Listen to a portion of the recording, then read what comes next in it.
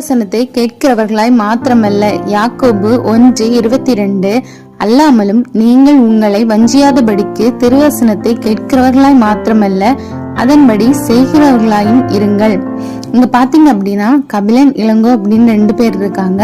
அதுல கபிலன் எப்படின்னா தன்னோட வாயின் வார்த்தையால நான் இது செஞ்சிருவேன், அது செஞ்சிருவேன், இதை சரி பண்ணிருவேன், ஏழைகளுக்கு உதவி செஞ்சிருவேன், ரோட நல்லாக்கிருவேன் அப்படின்னு சொல்லுவானே தவிர ஒரு ஆபத்துன்னு வரும்போது ஒரு செயலுமே செய்ய மாட்டான். ஆனா இளங்கோ அப்படி இல்லை, அவங்களுக்கு இதை செய்வேன் அப்படின்னு சொல்லவும் மாட்டான். ஆனா அவங்க ஆபத்துன்னு வந்து நிக்கும் போது அவனால முடிஞ்ச உதவியா அவன் செய்வான். இன்னைக்குமே நம்மளுடைய வாழ்க்கையில நிறைய விதங்கள்ல நம்ம வார்த்தையால சொல்றோம், நான் நல்லவன், நான் கோபப்பட மாட்டேன், நான் பொய் சொல்ல மாட்டேன், நான் மன்னிப்பேன், நான் ஏசப்பாவோட பிள்ளை, நான் அன்பா இருப்பேன், நான் நிறைய விதத்துல சாக்ரிஃபைஸ் பண்ணிருக்கேன், தியாகம் பண்ணிருக்கேன் அப்படின்னு சொல்றோம்.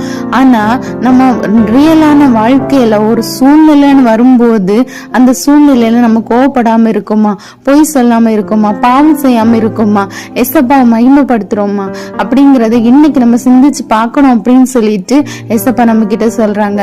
இன்னைக்குமே நம்ம எல்லாருமே பாவிதான். ஆனா நம்மளை பரிசுத்தமாக்குற ஏசப்பா கிட்ட நம்மளோட வாழ்க்கையை ஒப்பு கொடுத்து அவருடைய வசனத்தின்படி கேட்கிறவர்களை மாத்திரமல்லாம அதன்படி செய்கிறவர்களாயும் இருப்போம். நம்ம வாழ்க்கையிலும் பெரிய அற்புதங்களை காண்போம். இன்னைக்கு விசுவாசிப்போம், ஜெயம் பெறுவோம். ஆமேன்.